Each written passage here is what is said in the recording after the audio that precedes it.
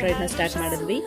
ಬೋಟಿಂಗಲ್ಲಿ ತುಂಬ ಸ್ಕ್ಯಾಮ್ಸ್ಗಳು ನಡೆಯುತ್ತೆ ಅಂತೆಲ್ಲ ವೀಡಿಯೋಗಳು ನೋಡಿಕೊಂಡು ಪ್ರಿಯೋರ್ ಆಗಿ ನೋಡ್ಕೊಂಡು ಹೋಗಿದ್ರು ಕೂಡ ನಮಗೂ ಸ್ಕ್ಯಾಮ್ ಆಯಿತು ಅನಿಸುತ್ತೆ. ಸೊ ನಾವು ಅಲ್ಲಿಗೆ ಹೋಗಿ ಬಂದಮೇಲೆ ತುಂಬ ಜನ ಹೇಳಿದ್ರು ನೀವು ಜಾಸ್ತಿ ಪೇ ಮಾಡಿದ್ರಿ ಅಂತ.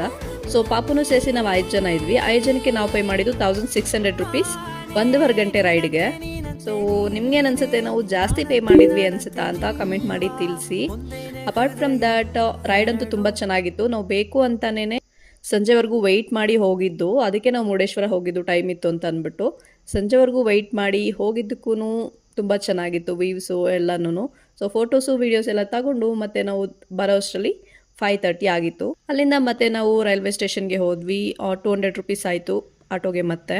ಸೊ ಟ್ರೈನ್ ಇದ್ದಿದ್ದು 7 ಗಂಟೆಗೆ, ಸೇಮ್ ಟ್ರೈನ್ ಪಂಚಗಂಗಾ ಎಕ್ಸ್ಪ್ರೆಸ್. ನಾವು ಹೊನ್ನಾವರದಿಂದನೇ ಹತ್ಕೊಂಡ್ವಿ. ಬೆಳಗ್ಗೆ ನಾವು ಚನ್ನರಾಯಪಟ್ಟಣ ರೀಚ್ ಆದಾಗ 5 ಗಂಟೆ ಆಗಿತ್ತು. ಸೊ ಇದು ನಮ್ಮ ಜರ್ನಿ.